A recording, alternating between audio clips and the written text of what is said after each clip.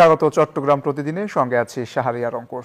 মায়ানমারের সীমান্তে নতুন করে হামলা না হলেও কক্সবাজারের টেকনাফ ও বান্দরবানের নাইখংছড়ি সীমান্তে স্থানীয়দের মাঝে এখনও আতঙ্ক কমেনি। উপজেলার মানুষের মাঝে আতঙ্ক বিরাজ করছে।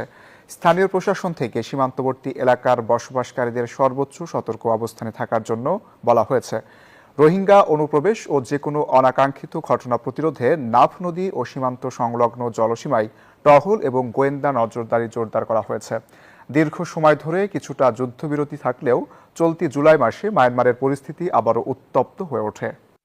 সতর্ক আছি, আমরা কিছু জনবল বৃদ্ধি করেছি। যদি কোনো রোহিঙ্গা আসতে চায় বা ওখান থেকে মায়ানমারের কোনো নাগরিক আসতে চায়, আমরা সতর্ক আছি। মায়ানমারের সীমান্ত নতুন করে হামলা না হলেও কক্সবাজারের টেকনাফ ও বান্দরবানের নাইখংছড়ি সীমান্তে স্থানীয়দের মাঝে এখনো আতঙ্ক কমেনি। এ বিষয়ে বিস্তারিত জানাতে আমাদের সঙ্গে যুক্ত হচ্ছেন সহকর্মী ইরফানুল হাসান। ইরফান, স্থানীয়দের মাঝে আতঙ্ক কেমন দেখছেন? মিয়ানমারের অভ্যন্তরীণ কুন্দুলে সেখানকার সশস্ত্র গোষ্ঠী আরাকান আর্মি বাংলাদেশ সীমান্তের প্রায় 270 থেকে 271 কিলোমিটার এলাকা নিয়ন্ত্রণ নিয়েছিল। আর সে এলাকা পুনরুদ্ধার করার জন্য ইতিমধ্যে সেখানে হামলা শুরু করেছে সেখানকার জান্তা বাহিনী। আর সেই হামলার প্রভাব এসে পড়ছে বাংলাদেশ সীমান্তে।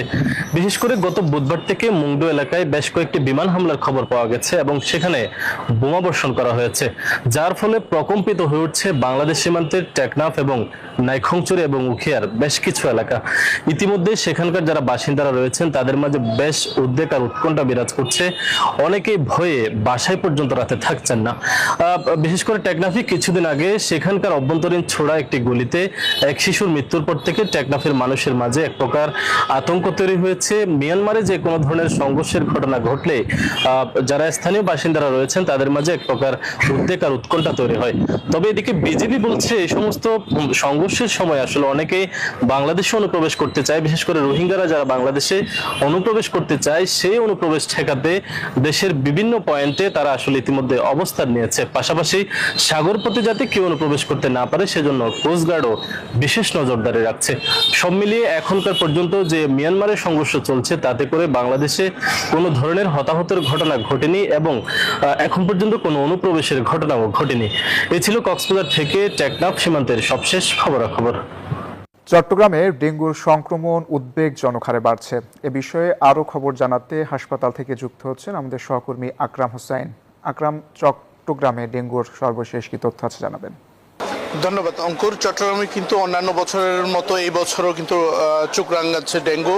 আপনারা জানেন, হামা আক্রান্ত শিশুদের সংখ্যা বাড়ার পরপর চট্টগ্রামের স্বাস্থ্য সংশ্লিষ্টরা কিন্তু হামের জন্য যেই আলাদাভাবে ব্যবস্থা নিয়েছিলেন, ঠিক একইভাবে ডেঙ্গু আক্রান্ত রোগীদের জন্য কিন্তু আলাদাভাবে ইউনিট খোলা হয়েছে, যেটি আজকে অর্থ ও পরিকল্পনা মন্ত্রী আমির খসরু মাহমুদ চৌধুরী উদ্বোধন করেছেন। একই সাথে চট্টগ্রাম মেডিকেল কলেজ কর্তৃপক্ষ যেটি জানিয়েছে সেটি হচ্ছে ডেঙ্গু আক্রান্ত যেই রোগী আছে, যে যারা ডেঙ্গু শনাক্ত হচ্ছে বা যে ডেঙ্গু সাসপেক্টেড যারা আছে তাদের জন্য প্রয়োজনীয় চিকিৎসা ব্যবস্থা দেওয়ার জন্য প্রস্তুত রয়েছে।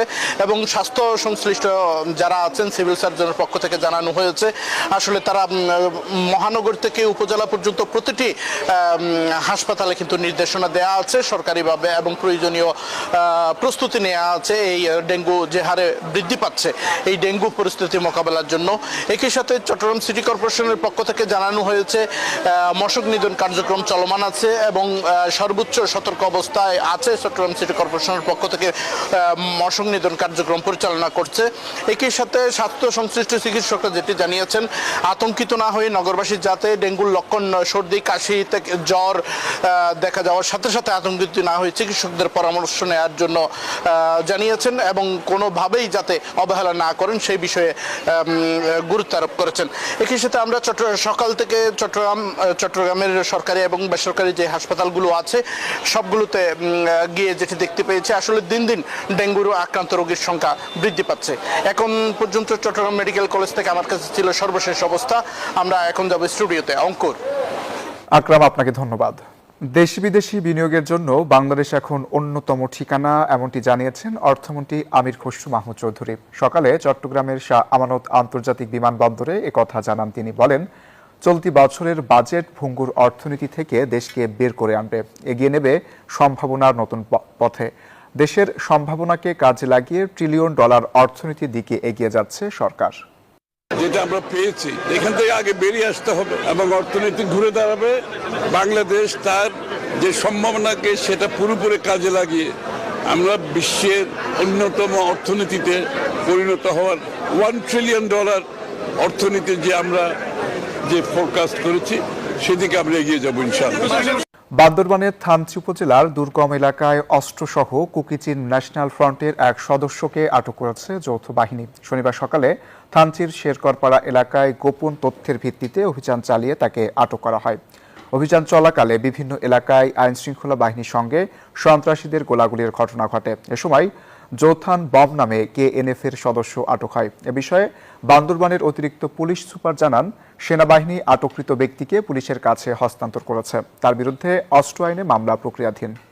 খাগড়াছড়িতে এবার প্রচুর পাহাড়ি কলার চাষ হয়েছে। কৃষি বিভাগের তথ্য মতে জেলায় 4,321 হেক্টর জমিতে কলার চাষ হয়েছে। বিভিন্ন জেলা থেকে ব্যাপারীরা এসে এখানকার উৎপাদিত কলা কৃষকদের কাছ থেকে কিনে নিয়ে যায়। এ বিষয়ে বিস্তারিত জানিয়েছেন সহকর্মী মাহমুদ জহুরুল আলম। এবারে ব্যাপক কলার চাষ হয়েছে। বিশেষ করে আমি যেখানে আসছি এখানে খাগড়াছড়ি শহরের দক্ষিণ মাথা, এখানে কলা বাজারে এখানে প্রচুর কলা উঠেছে। বিশেষ করে বাংলা কলা, চম্পা কলা সহ বিভিন্ন জাতের কলা এখানে এসেছে। আমি যদি একটু দেখাতে চাই, এখানে স্তূপ করে রাখা হয়েছে বিভিন্ন ধরনের কলাগুলোকে। এখানে বাংলা, চম্পা, সবরি সহ নানা ধরনের কলা এখানে চাষ হয়েছে। এখানে যারা কৃষক রয়েছে তারা তাদের সেই পণ্যগুলো এখানে নিয়ে এসেছে বিক্রি করার উদ্দেশ্যে, এবং যারা বাইরে থেকে ব্যাপারীরা আসছেন তারা এখানে কলাগুলো বিক্রি করছেন। পাশাপাশি এখানে একটা কথা বলে রাখি, এখানে এবারে খাগড়াছড়িতে 4,300 হেক্টর জমিতে কলার চাষ হয়েছে। এখানে একজন কৃষক তার কলা নিয়ে এসেছে, আমি তার থেকে একটু জানতে চাইবো। কত আনছে? 900 টাকা। কত টাকা দাম দিচ্ছেন? 1500 টাকা দিছে। সরকারি কোনো সুযোগ সুবিধা দেয় কলা চাষ করার জন্য? হ্যাঁ দিছে। ধন্যবাদ। খবেন ত্রিপুরা, যিনি একজন কৃষক, লাভবান হবে বলে আমাদেরকে জানিয়েছে। একই সাথে একটু জানিয়ে রাখি, এখন এখানে বর্ষাকাল চলছে, কলার ব্যাপক বিশেষ করে বাম্পার ফলন হয়েছে। কৃষি বিভাগ আমাদেরকে জানিয়েছে যে যেসব কলা চাষি রয়েছে তাদেরকে তারা তালিকাভুক্ত করে যেসব প্রযুক্তিগত সহায়তা সহ যেসব প্রণোদনা আসছে সেগুলো তাদেরকে সহায়তা দিয়ে যাচ্ছে। খাগড়াছড়ি সদরের কলা বাজার থেকে ছিল আমার কলার চাষ নিয়ে সর্বশেষ তথ্য। ফিরছি স্টুডিওতে। চট্টগ্রামের শাহ আব্দুল সমদ আমানত পরিষদ ওয়াকফ এস্টেটকে ঘিরে অবৈধ দখল চেষ্টা, ষড়যন্ত্র ও অপপ্রচারের অভিযোগে প্রতিবাদ ও বিক্ষোভ মিছিল করেছে ওয়াকফ কর্তৃপক্ষ। সকালে এ কর্মসূচিতে অংশগ্রহণকারীরা ওয়াকফ এস্টেটের সম্পত্তি রক্ষা, অবৈধ দখল চেষ্টা প্রতিরোধ এবং আইনের শাসন প্রতিষ্ঠার দাবিতে বিভিন্ন স্লোগান দেন। এ সময় বক্তারা দাবি করেন, ওয়াকফ এস্টেটের সম্পদ জনকল্যাণের উদ্দেশ্যে প্রতিষ্ঠিত। তারা অভিযোগ করেন, এস্টেটকে ঘিরে অপপ্রচার ও অবৈধ দখলের চেষ্টার বিরুদ্ধে আইনগতভাবে প্রতিরোধ গড়ে তোলা হবে। সহজ শর্তে জামানত ছাড়া মুহূর্তেই মিলবে ঋণ এবং চটকদার বিজ্ঞাপনের ফাঁদে সর্বোচ্চ হারাচ্ছেন অনেকে। সামাজিক যোগাযোগ মাধ্যমে বিভিন্ন লোন অ্যাপ দেখা যায়, যার আড়ালে সক্রিয় ব্ল্যাকমেইলিং চক্র। কিছু টাকা ঋণ দিয়ে তারা হাতিয়ে নেয় ফোনের কন্ট্যাক্ট লিস্ট ও ব্যক্তিগত ছবি। এরপর ছবি এডিট করে ছড়িয়ে দেওয়ার ভয় দেখিয়ে আদায় করে লাখ লাখ টাকা। বিস্তারিত জুবাইর সানি রিপোর্টে ক্যামেরায় ছিলেন মেহেদি হাসান সুমন। দিবেন সেলফিটা দেওয়ার সময় কোন ধরনের কোন আপনার ফেসের ভিতরে কোন ডার্ক সার্কেল হয়। স্মার্টফোন বা পিসিতে একটি ক্লিক, মুহূর্তেই আপনার পকেটে চলে আসবে 5 থেকে 1 লাখ টাকা পর্যন্ত। কি সহজ মনে হচ্ছে? এই সহজ শর্তের আড়ালে লুকিয়ে রয়েছে এক অন্ধকার ফাঁদ, যার নাম অনলাইন লোন অ্যাপ। ঋণ পাওয়ার তাড়নায় ব্যবহারকারী যখনই অ্যাপটি ইনস্টল করেন, অজান্তেই দিয়ে দেন নিজের ফোনের গ্যালারি, ক্যামেরা আর কন্ট্যাক্ট লিস্টের নিয়ন্ত্রণ। আর এখানেই কেল্লাফতে প্রতারকদের। লোন দেওয়ার মাত্র 1 সপ্তাহের মাথায় শুরু হয় আসল খেলা। 7,000 টাকা ঋণে 1 সপ্তাহ পর সুদ সহ দাবি করা হয় 15 থেকে 20,000 টাকা।